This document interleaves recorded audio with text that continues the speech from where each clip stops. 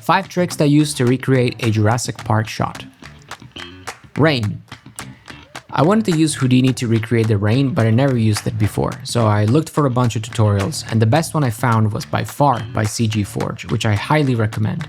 But if that's not what you're into, don't worry, I also exported that same simulation and made it into a Blender-friendly file that you can download for free and use towards your projects.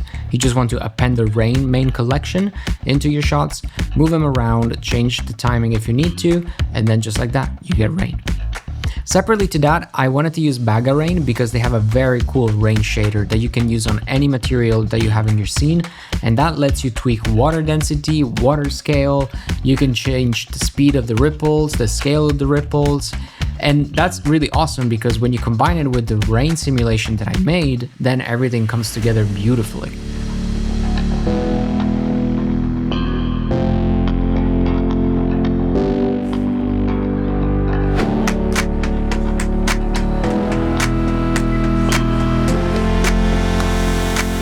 This is an EXR image, and it has a lot of channels embedded to it, but the most important ones that I'm gonna need for the lightning effect are actually these individual light groups. And not all of them actually, it's just one, really.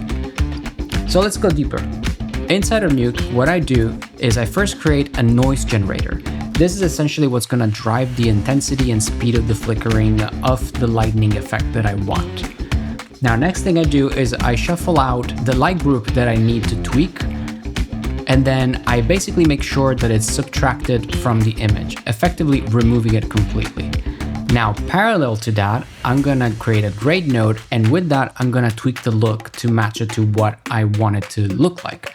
They used essentially like a very strong blue and high intensity light, so I'm gonna match it to that, and then I'm gonna plus it back to the image, except this time I'm gonna make sure that the output from the noise generator is connected to the grade, so that now all the noise is affecting the grade itself. And if I want to, now I can animate when to enable or disable the node to my pleasing so that I can now get the effect like that, which is really cool. Now I can copy the setup and paste it to the fog, which also has the same light group. And now when I combine everything together, it looks like I have a very cool and dramatic lightning.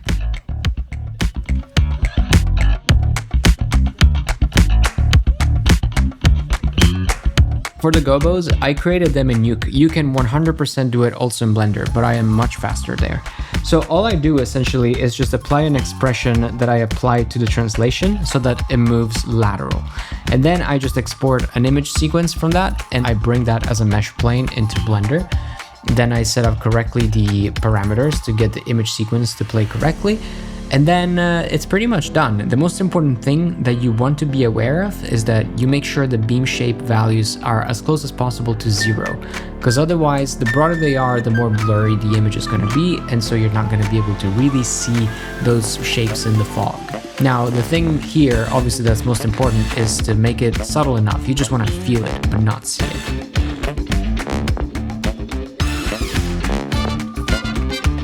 If you ever wanted to change the surface from glossy to rough, you can actually do that in comp also.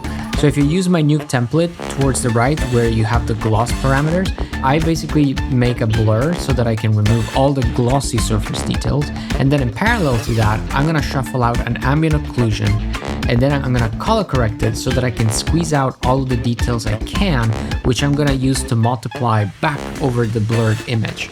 What that's gonna do is it's actually going to start to introduce surface details over your blur. So now we're making the first step into making a rough surface, but we need to do one more thing. We need to use one of the light groups that shows best the highs, the contrast of brightness and shadows, so that we can use that as a mask and effectively make the rest of the surface appear more like it has a rougher shininess and it's not so glossy.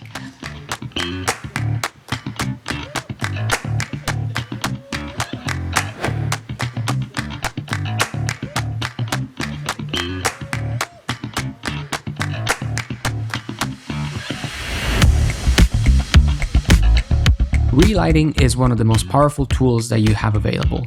Inside of Nuke, I use a Relight node, which connects to the normals passes, which are an RGB representation of the X, Y, and Z axes. What the Relight node does is it lets you blend seamlessly between the RGB channels in a way that it feels like you're basically rotating the light around the X and Y axes. What's cool about it is that the end result that you get is essentially a mask that you can use to color correct your main render.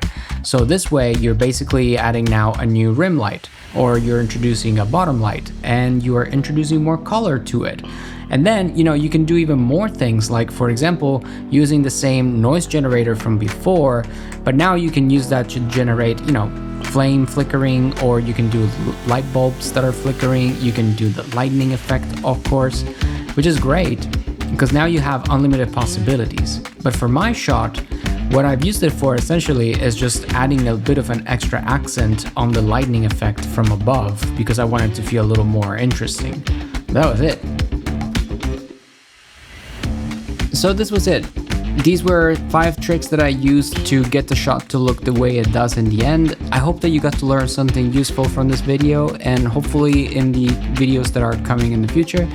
If you like what you see and you want to see more, don't forget to like and subscribe. And also a reminder that everything I mentioned is available for download is on my Gumroad, and you can find the links down below.